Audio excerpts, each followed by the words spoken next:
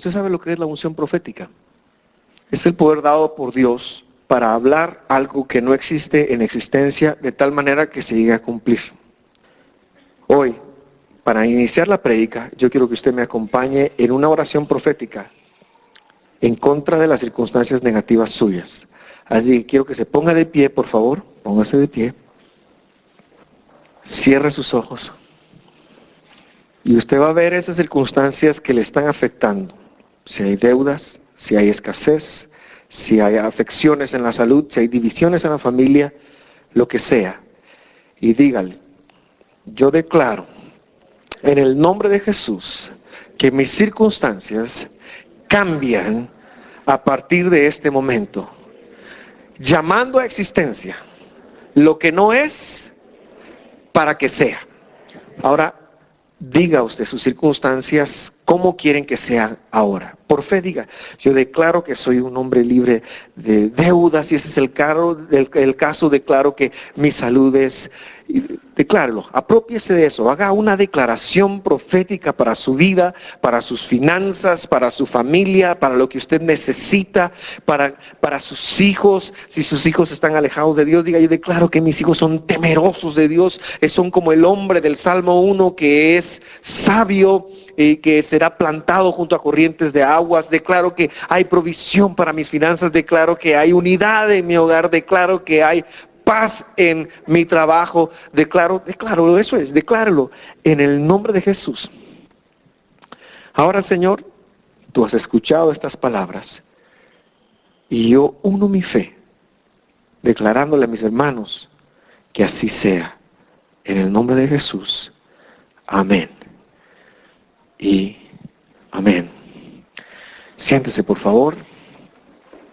Dar una bienvenida muy especial a los que nos sintonizan por la internet y que durante la semana nos acompañan volviendo a ver o escuchando nuevamente la prédica. Nos oyen en Virginia, nos oyen en El Salvador, parece ser. Y por ahí, ¿verdad? También pareciera ser que en Guatemala, aunque si está en Guatemala, en el perímetro también nos gustaría mucho verles acá un domingo. Y también me da tanto gusto ver a mi amigo Fito, compañero de batallas basquetbolísticas, ¿verdad? Es un gran privilegio verlo. Estoy muy contento esta mañana.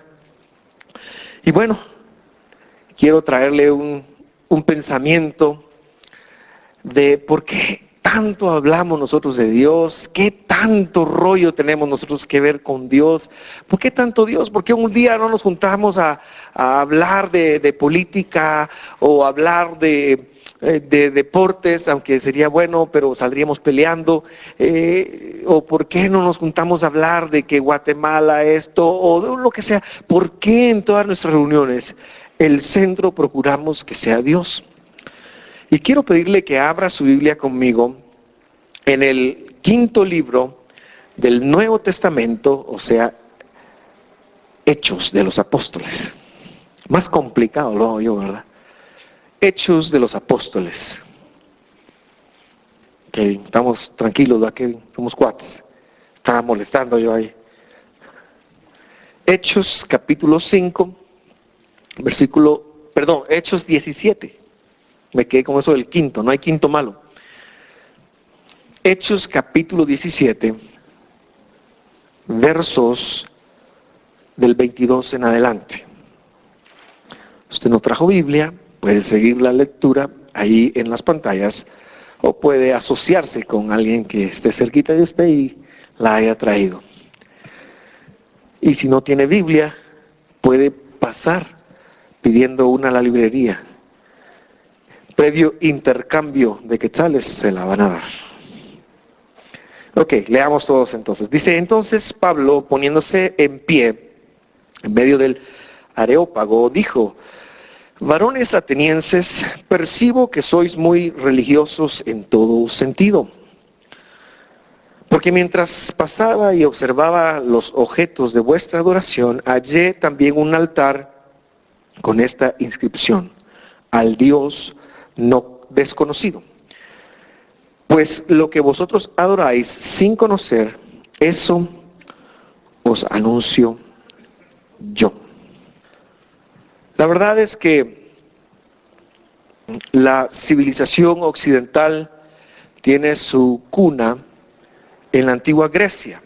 La influencia nuestra viene más que nada del pensamiento grecorromano, pero el pensamiento grecorromano tiene su origen en la Grecia de los grandes filósofos que existieron muchos años antes de Cristo y que existieron durante muchos siglos. Grecia fue un imperio que dominó unos 300 años antes de Cristo, hasta que surge el imperio romano. Y Grecia fue un imperio que no solo fue militar, sino que fue un imperio mental, es decir, impregnó su forma de ser en las personas de tal manera que hoy por hoy todavía nosotros somos descendientes, por así decirlo, de ese pensamiento. Pablo se encuentra en la Grecia antigua.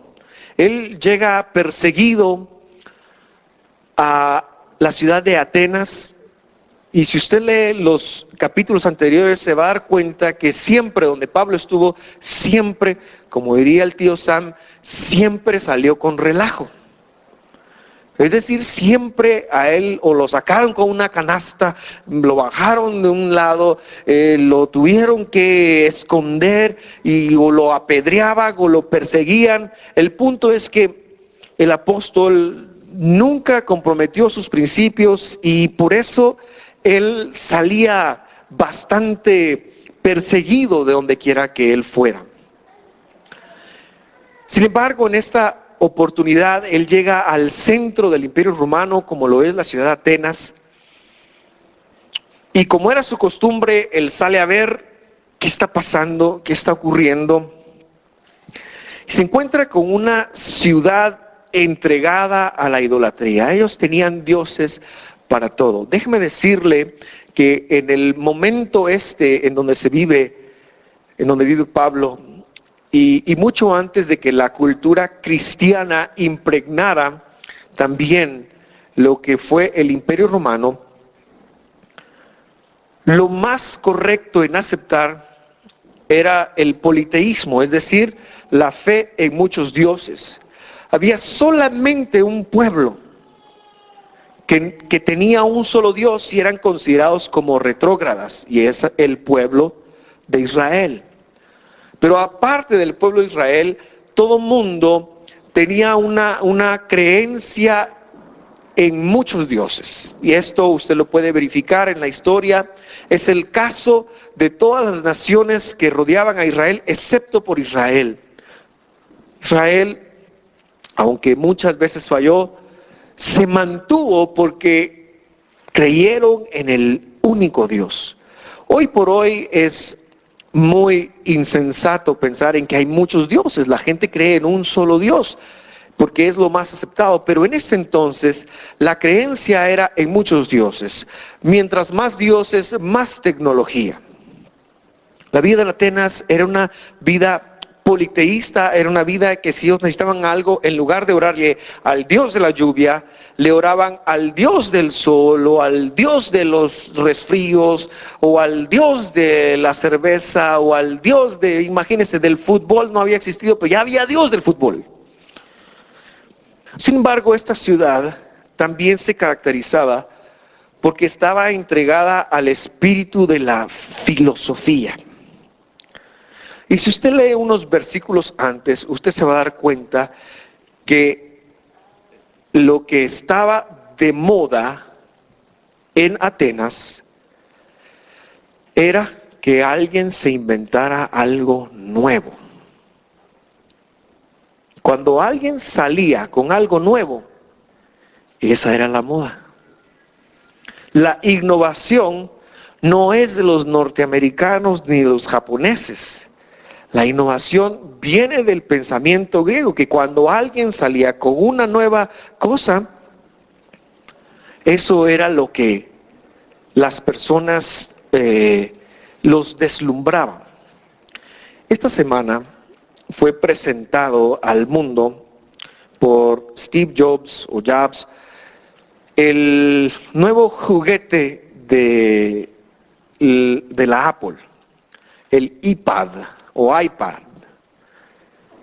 El iPad es similar al chunchecito solo que más grande. Y a mí me gusta la tecnología, por eso digo que nos ha impregnado su estilo de pensar los griegos, porque yo cuando oí que lo iban a sacar, dije, a ver qué se inventó, a ver qué sacó. Y lo vi, pero se me hizo la repetición de esto, solo que en una pantalla más grande, entonces no me gustó. Y luego, viendo esta innovación que iba a dar, oí que ya viene el iPhone 4G. Y usted pensará, ¿qué G importa eso? Pero estoy seguro que muchos de nosotros esperamos algo nuevo constantemente. Esperamos algo que nos saque de la situación en la que estamos. Esperamos algo nuevo que nos lleve a una dimensión en la que hoy no estamos. Esperamos algo nuevo que nos saque de deudas, esperamos algo nuevo que nos saque de problemas, y si no, por lo menos algo que nos haga sentir mejor. Ahora, yo no estoy en contra de la tecnología. Yo no le vengo a decir a usted, por favor, tire su microondas y volvamos al comal. No es esa mi intención. Lo que trato de establecer es que el público, el auditorio con el cual el apóstol se topa, tenía una respuesta. Y la respuesta es, ya lo sé. Eso que están, ya lo sé. Piense usted cómo sería de difícil relacionarse, o cómo es de difícil relacionarse con alguien que lo sabe todo. Hay una transformación, y lo he dicho, pero lo vuelvo a decir, que nos sucede a los varones cuando entramos a esa bendita edad de la pubertad. Hay algunos que ya no se acuerdan. Yo sí me acuerdo de la pubertad. Todavía la sufro a veces en carne propia. Uno se acostó una noche siendo un hijo de papi y de mami e hizo sus oraciones, el ángel del Señor. Mis oraciones antes de dormirme todos los días eran, el ángel del Señor acampa alrededor de los que le defienden y de los que el temen los defiende. En paz me acostaré y así mismo me iré, porque soy tu maestro confiado. Esas eran mis oraciones antes de acostarme, me las enseñaron mis padres. Entonces, muy cristianamente y muy crédulo de todo lo que se me dijera, yo me acosté un día. Y durante la noche no sé qué pasó, pero hubo un milagro. Y cuando yo me desperté al día siguiente, descubrí el descubrimiento, valga la redundancia, más grande de todos. Yo lo sabía todo. Eso nos pasa en la pubertad. Yo lo sabía todo, absolutamente todo. Mi papá era un viejo que se había pasado la onda. Mi mamá también. Ellos no sabían cómo agarrar la onda. Yo me levanté y descubrí un mundo que no era el que me habían pintado y dije, yo lo sé todo. Y lejos de ahora escuchar consejos, yo quería darlos. Lejos ahora de procurar aprender cómo la inmadurez que se manifiesta en la pubertad nos lleva a decir, no pedir ayuda. El problema es que a veces la pubertad de este estilo no acaba. Mire, yo a veces libro algunas batallas cuando alguien me expone, por ejemplo, alguna forma de pensar, a veces distinta a la mía. ¿Y sabe cómo respondo? Yo no se lo digo porque soy algo cobarde, ¿verdad? Yo lo manejo sabiamente. Pero yo por dentro pienso, este está equivocado. Eso no es así. Y me es tan fácil poner en una balanza de positivo o negativo todo aquello con que las personas vienen conmigo. Que si hizo eso, eso estuvo mal, por eso le va a ir así. Pero me es tan difícil hacerlo con respecto de mí mismo y pensar en que yo no lo sé todo. Y pensar, mire qué difícil que yo me pare aquí y le diga, hermano, no hay ninguna iglesia cristiana evangélica en el mundo que tenga toda la verdad, excepto esta. No la tenemos toda la verdad. Tengo que ser humilde para reconocer eso, pero me cuesta, porque el pensamiento sigue siendo el mismo. ¿Cómo es la vida hoy en Guate? ¿Se ha enfrentado usted al ya lo sé? La forma de pensamiento griega tiene mucho que ver con cómo nosotros hoy nos manejamos, pero hay algo que a mí me impacta en función de cómo hoy procesamos a las personas. Muchas veces las procesamos por lo que nosotros entendemos que ellas saben y las tratamos de esa manera. Les damos el valor de lo que en la interacción con nosotros, en la relación, cuando nosotros empezamos a ver y empezamos a conocer a alguien, nos formamos una opinión de esa persona y decimos, así es ella. Y ponemos una etiqueta en las personas. De hecho, hay algunas cosas, por ejemplo, que tienen como idea, origen, venirnos a ayudar. Me refiero tal vez a los temperamentos. No sé si usted alguna vez se tomó algún test de los temperamentos. Yo sí, varias veces. Y siempre me salió sanguíneo. Saber qué será, ¿verdad? Voy a empezar a aceptar que soy sanguíneo. Me salió sanguíneo melancólico. Y yo andaba ahí mariposeando, viendo que hermana tenía la unción melancólica sanguínea al revés de mí. Y cuando yo me enteré que por aquí, juntos nos lo hicimos y yo vi lo que a ella le salió, dije yo, tananana. Pero hice algo. En mi mente, como es de X temperamento, la etiqueté de cierta manera. Y cuando ella actuaba afuera de esa etiqueta que yo le había puesto, yo le aplaudía bien feliz y le decía, qué bueno, estás rompiendo los paradigmas. No, hermano, a mí me crecía la jeta, para ponerlo en palabras chapinas. Hay una sobredimensión de lo que yo pienso. Estoy tratando de establecer eso. Hoy en día hay una sobredimensión del yo. Vea que a veces es tan fácil ver los errores de los demás. A usted no sé si le pasa eso. Fácil ver los errores de los demás. Y otorgarles una dimensión. ¡Wow! Este cuate sí. Pasó el martes. El martes fuimos con los hermanos Herrera a una vigilia de intercesión y oración y ayuno en el Estadio Nacional Mateo Flores a las 8 de la noche. O sea, fuimos a ver a los Cremas jugar contra el Puebla. Y yo digo que fue oración porque yo estaba orando, de verdad. Y digo que fue intercesión porque estaba bendiciendo a los jugadores en el campo. Y yo los miraba y el primer tiempo me pareció un buen primer tiempo. Me pareció que el equipo jugó bien. Pero ¿sabe qué hace el entrenador de usted a medio tiempo? Hasta de calzoncillo se fue a cambiar. Cambió todo el equipo, rompió el esquema. Y yo me volteaba con Boris y le decía, mira Boris, ¿qué demonios se le entró a este tipo? Lo que estoy tratando de decir, mis queridos hermanos, es que la forma, el estilo de pensamiento de hoy es, yo sé más, yo lo sé, yo confío en mí mismo. Lo que yo diga está bien, lo que yo piense está bien. Mis errores, ay Dios, mis errores son los de mi marido, usted viera, esos sí son errores. Pero los míos no. ¿Cómo va a comparar usted quemar los huevos con lo que él hace? Y tenemos una permisión, le voy a llamar. Lo que hoy se transmite en el mundo del pensamiento actual es, por otro lado, tú puedes, ¿verdad?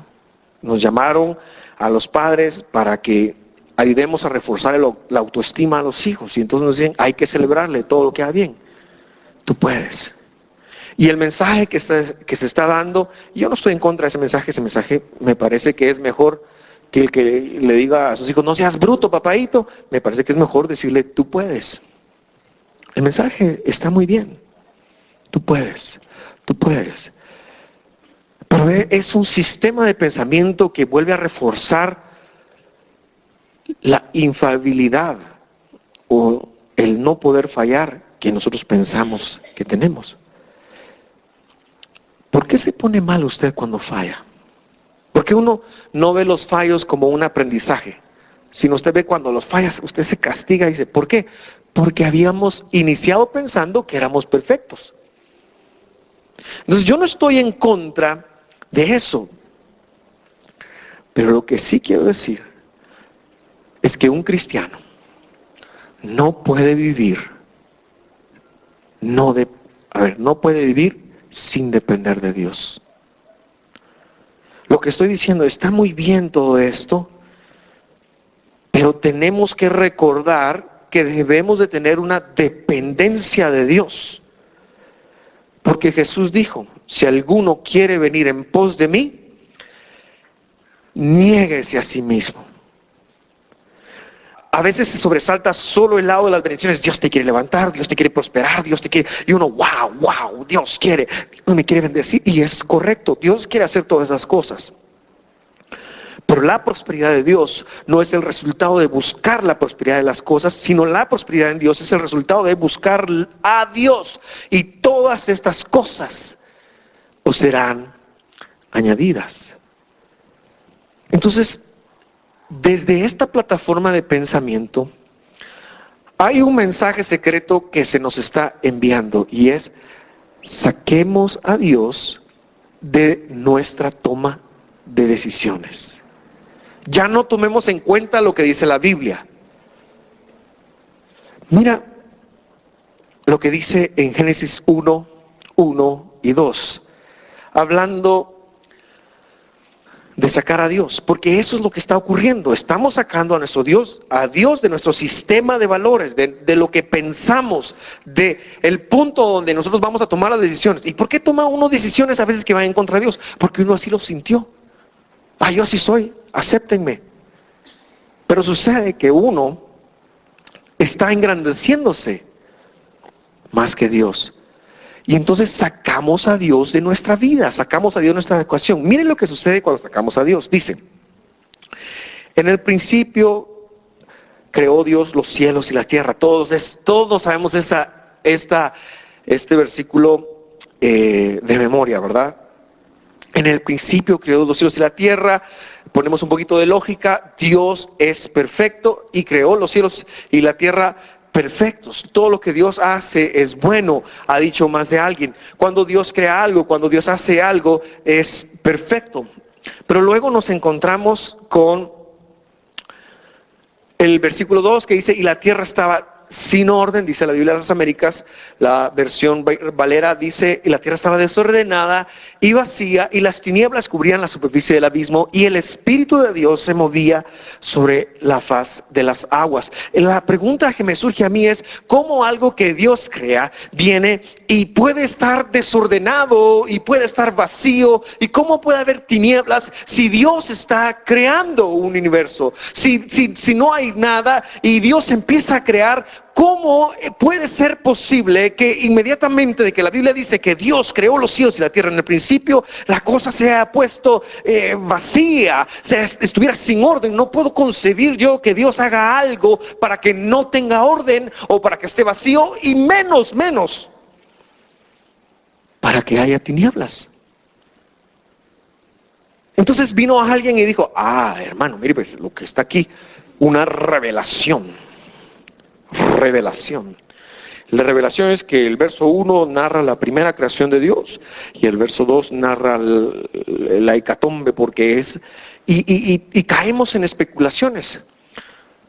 Y si somos congruentes ahí, lo que tenemos que ver ahí es que Dios, cuando creó los cielos y la tierra, ¿qué existía aparte de Dios?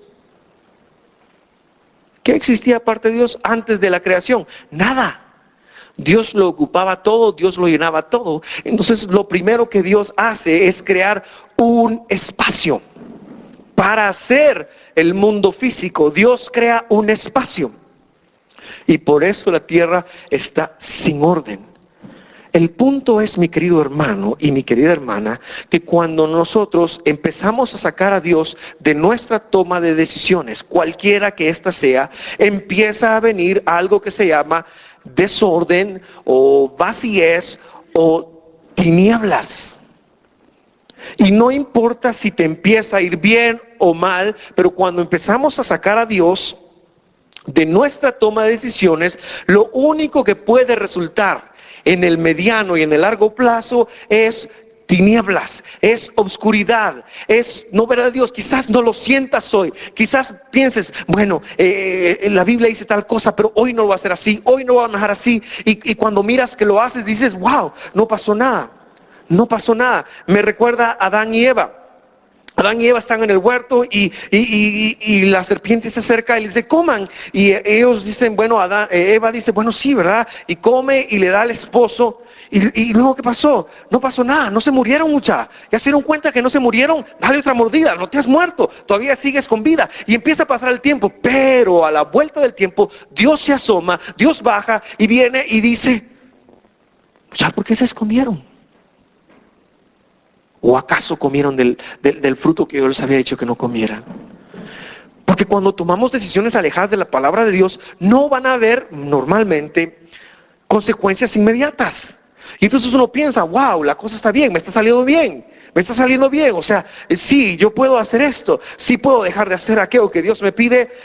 Y no pasa lo que había dicho, lo que yo temía que pasara. Y eso me lleva a mí a pensar en que nuestra relación con Dios está cimentada en el temor, en lo que Dios me pueda enviar, cuando nada más lejos de él debería ser, cuando eso no debería ser así.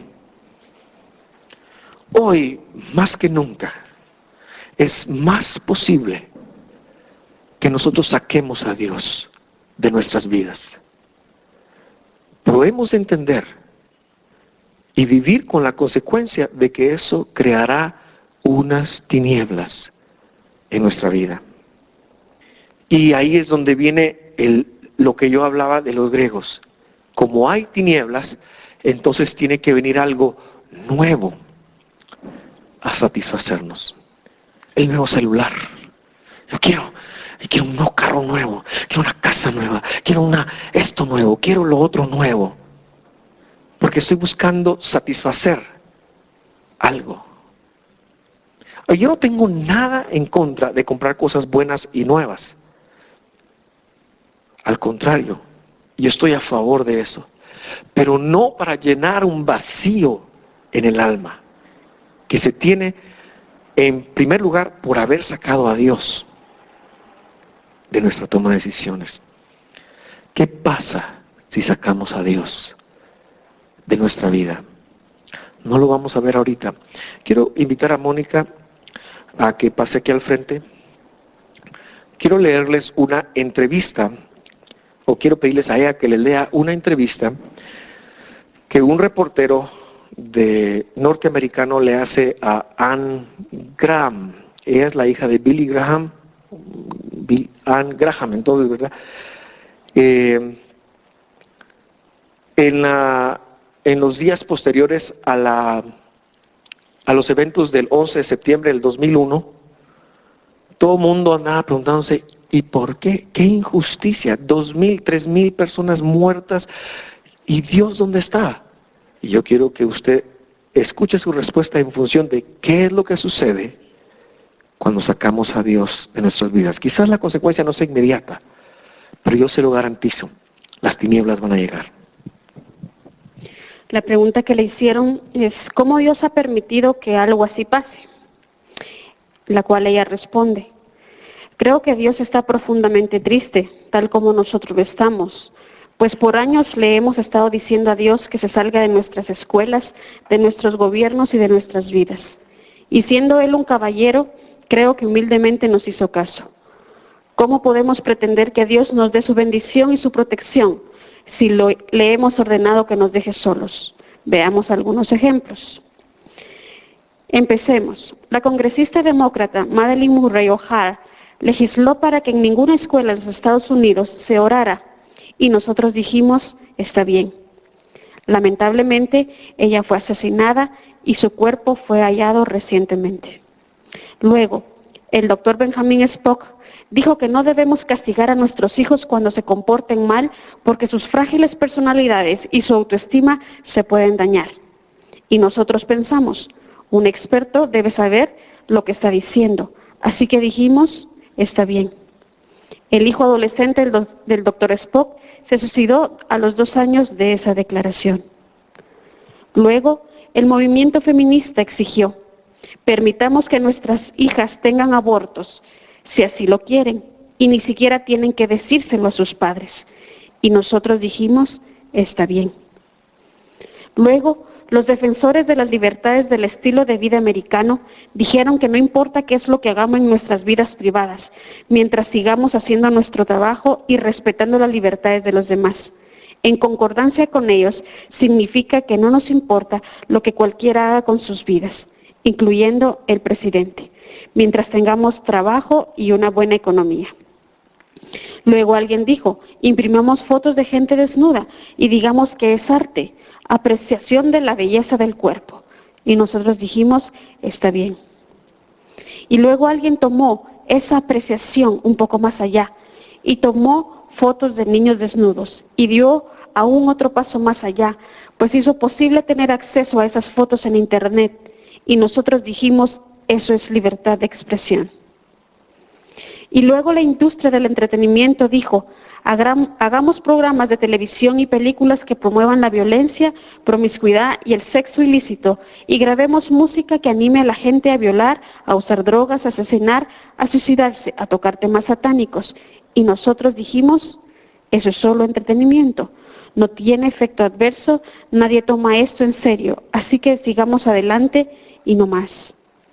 Ahora nos preguntamos, ¿por qué nuestros niños no tienen conciencia? ¿Por qué no saben diferenciar lo bueno de lo malo? ¿Por qué no les importa matar gente inocente o a sus propios compañeros, amigos o a ellos mismos?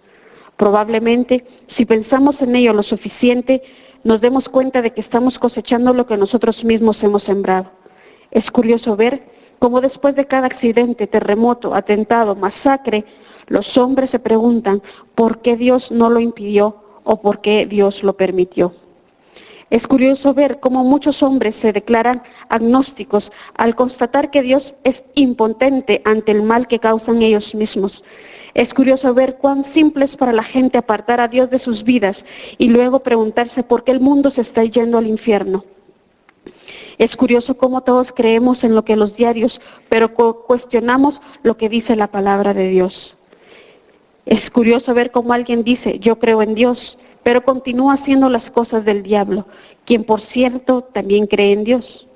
Curioso ver cómo nos apresuramos a juzgar, pero no a ser juzgados. Curioso cómo lo obsceno, sucio, vulgar e inútil se propaga libremente a través del ciberespacio, pero hablar públicamente de Dios en las escuelas y lugares de empleo es considerado un atentado contra la libertad de los hombres y hay que suprimirlo. Curioso cómo nos decimos cristianos porque vamos hacia Dios los domingos, pero somos cristianos invisibles el resto de la semana. Curioso cómo podemos estar más preocupados de lo que las demás personas piensen de nosotros y no de lo que Dios piense de nosotros. Esa entrevista la recordé mientras preparaba este sermón y la verdad es que el resultado de sacar a Dios de nuestra toma de decisiones, a eso me refiero, puede ser nefasto.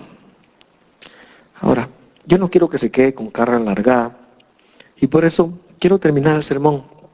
Mire lo que dice Pablo en los siguientes versículos a los que leímos. Hechos 17, de regreso a Hechos 17, dice así, me queda clara la consecuencia de sacar a Dios de nuestras vidas, solo puede ser tinieblas. Aún así sea el mandamiento más pequeño, solo puede ser tinieblas. Yo no quiero que usted se maneje por temor, No quiero manipularlo, pero sí es mi deber decírselo para que usted tome sus mejores decisiones y precauciones. Mire lo que dice Hechos 17:20 y 6. Nuevamente Pablo hablando con estas personas. Dice, y de uno, hablando de Adán, hizo todas las naciones del mundo, sin importar nuestra raza. Eso lo digo yo. Todos somos hechuras de él. Para que habitaran sobre la faz de la tierra, habiendo determinados sus tiempos señalados y los límites de su habitación. Quiere decir, mi querido hermano, que Dios conocía todas las culturas, conocía cuándo iba a terminar el imperio romano, conocía el imperialismo yanqui, también sabe cuándo, y el comunismo, y sabe cuándo Castro va a comer chicharrón, y bueno, y sabe de lo que está ocurriendo en nuestra tierra. Sabe lo que está pasando en Guatemala en el siglo XXI. No le es desconocido. Esta es una palabra que Pablo está hablando y que nos tiene a nosotros en mente y de alguna manera tiene una visión profética de nosotros el día de hoy. Para que buscaran a Dios, si de alguna manera palpándole a alguien, aunque no está lejos de ninguno de nosotros. Y aquí juega un poquito con el sarcasmo, ¿verdad? Porque palpando es para que vayan buscando, pero Dios es espíritu y no lo vamos a hallar palpando. Sin embargo, el propósito nuestro de venir a esta tierra es encontrarnos con Dios. Encontrarnos con Dios. Encontrarnos con su palabra. Encontrarnos con quién es Él, con lo que Él es. Y el punto central, verso 28. ¿Por qué? En Él vivimos. ¿En dónde vive usted? ¿Cuál es su dirección física? Voy a decir que usted vive en la zona 7, en la zona 11, en San Lucas, en Santiago, en la 1 de julio. Usted vive, y esto donde usted vive, eso delimita un perímetro. No es lógico para nosotros, pero lo que el apóstol está diciendo es, ustedes y yo, y le está hablando a gente inconversa, vivimos en Dios. Nuestra dirección espiritual es Dios. Es decir, que fuera del Señor no podemos hacer nada. Aunque lo hagamos y aunque tengamos ciertos éxitos, fuera de Dios, sin mí nada podéis hacer, dijo Jesús. Nuestra dirección espiritual de habitación, estamos viviendo en Dios. No alcanzo a comprenderlo y por lo tanto menos a explicarlo. ¿Qué significa eso para toda mi vida? Porque yo siempre pensé que cuando peco me alejo de Dios, pero resulta ser que el apóstol dice que aunque peque estoy viviendo en Dios. Claro, eso trae tinieblas a mi vida, pero yo estoy viviendo en Dios. Las personas que no conocen a Dios igual son infelices porque igual están viviendo en Dios, pero no le conocen y están pasando una eternidad en donde se determinará que van a vivir, que van a estar sin Dios. Y ese es el castigo más grande que puede haber. Pero en Él vivimos. No dice con Él, la proposición aquí es, no dice cerca de Él, la proposición es dentro de Él, en Él vivimos. Luego dice, nos movemos, y nuevamente la proposición que conjuga este verso mover es en Él nos movemos y en Él existimos. Si no, el apóstol lo hubiera cambiado. En Él nos movemos, Él es nuestra dirección, nuestra guía. Él tiene un plan para tu vida. Dios conoce lo mejor para ti. Dios conoce lo mejor para ti. Por eso es que a veces sus mandamientos para ti son no. Porque Él tiene una dimensión distinta de la que tú tienes. Tu hijo de 3 años no tiene una dimensión correcta de lo que significa ir a meter la mano a la estufa, no la tiene. ¿Y tú qué le dices a él? Dile, mi hijo, explore sus habilidades, explore su creatividad. No, uno si mira que el hijo está cerca de algo que está caliente, uno le grita que no. Y no le importa a uno si se hiere su corazoncito. Bueno, tal vez si uno lo asusta, lo abraza, pero ya después le explica. Pero si uno ve al niño que va con la olla de tamales para Navidad, que todavía los tengo aquí, y va a tocar la olla, y uno está a una distancia X, uno le grita, no. ¿Por qué? Porque tenemos una perspectiva distinta. Dios tiene una perspectiva distinta de nuestro futuro, por eso en Él nos movemos. Y por último, y en Él existimos. ¿Por qué tanto Dios? Porque no hay existencia fuera de Él. No hay vida fuera de Él. No hay algo fuera de Él. En Él existimos. Y usted pensará, bueno, ¿y las personas que no tienen a Jesús en su corazón también? Yo le digo, el apóstol estaba hablando precisamente a esas personas. A ellos se refería. Por eso no puede haber una felicidad plena sin el conocimiento de Dios. Y no lo entiendo muy bien porque son dimensiones espirituales, deben de ser. Y seguimos creyendo que la palabra dice que aquel que cree en el Señor Jesucristo será salvo, mientras que el que no cree ya ha sido condenado. Pero mientras estamos en esta tierra tenemos una oportunidad de acercarnos a Dios porque existimos en Él, nos movemos en Él. O sea, que este mundo tiene el sello de Dios, pues Dios no es ajeno. Nada de lo que vivimos en este mundo es ajeno a Dios. Él está en todo. Como diría Yoli, cada vez que me hace un favor y me llama, me dice, Vladi, estamos en la jugada, me dice. Dios está en la jugada. Ahora, lo que a mí realmente me da tristeza son los cristianos que seguimos tratando de sacar a Dios fuera de nuestra vida.